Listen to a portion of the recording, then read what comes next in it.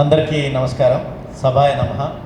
ఈరోజు శంకర జయంతి సందర్భంగా ఇప్పుడే వారి యొక్క భాషణ వినిపించినటువంటి గౌరవ మంత్రివర్యులు దుద్దిళ్ల శ్రీధర్ బాబు గారు మరియు లోకల్ ఎమ్మెల్యేస్ కూడా వచ్చారు, గణేష్ గారు మరియు శంకర్ గారు.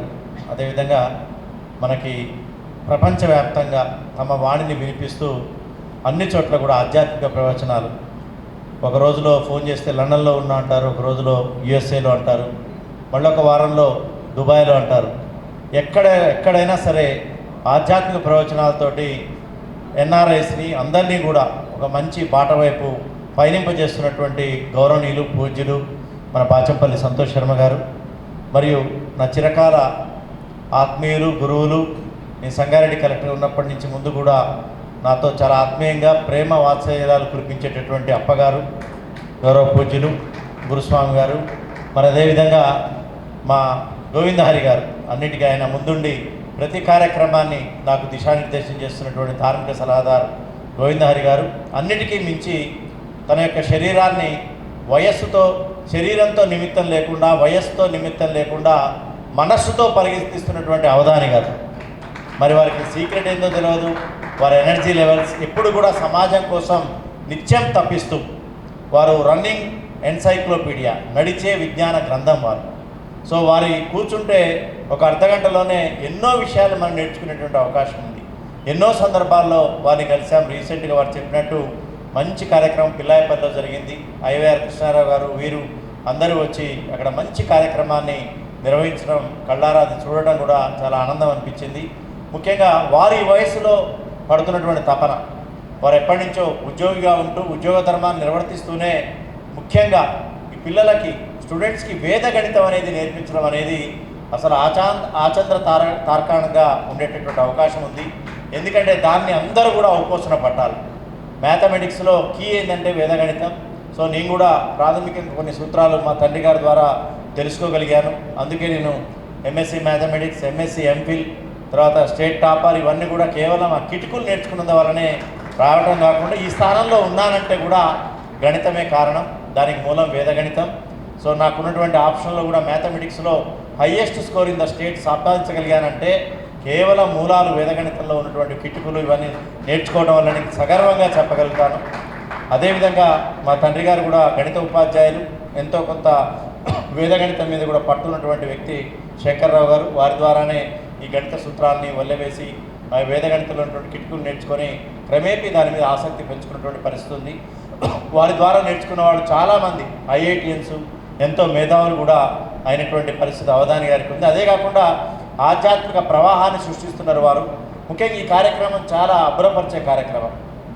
ఒక 700 రోజులు, 2 సంవత్సరాలు నిరవధికంగా శంకర యాత్ర అనేది గ్రామాన తిరగడం అనేది ఎంత అవసరమో తల్లిదండ్రులుగా మీకు తెలుసు, అందరికీ తెలిసిన విషయం. ఇప్పుడున్నటువంటి యువతకి ఏమీ తెలియని పరిస్థితి ఉంది.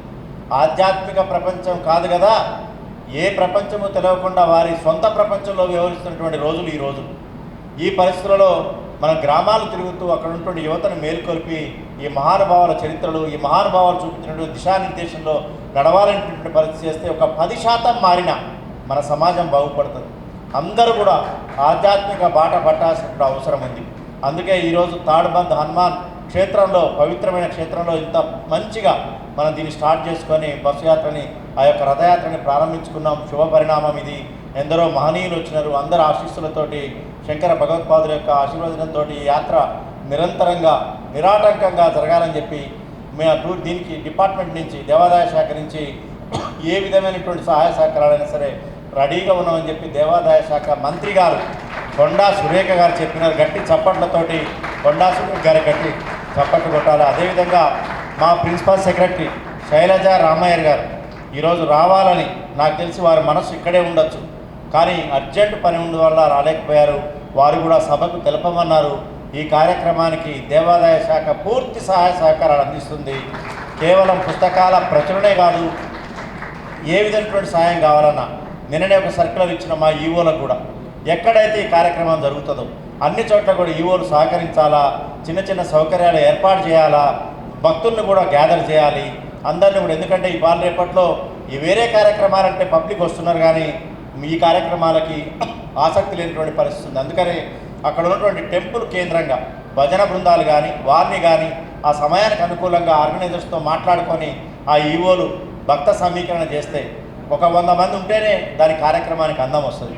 ఆ విధంగా చేయటం, ఇట్లాంటి చిన్న చిన్న ఏర్పాట్లు, మైకు ఇట్లాంటివి ఏర్పాటు చేయటం, ప్రసాదాలు పెట్టడం, వచ్చిన వాళ్ళకి మంచినీళ్ళు ఇవ్వడం దేవాదాయ శాఖ నుంచి చేస్తామని చెప్పి మీ అందరూ కూడా తెలియజేస్తూ, అంతేకాకుండా అబ్బగారు ఈ కార్యక్రమానికి కంటే ముందే నాకు కలిసి మేము ఒక 108 శంకరాచార్య విగ్రహాలు ఇద్దామనుకుంటున్నాం, ఏం చేద్దామని అడగడం జరిగింది.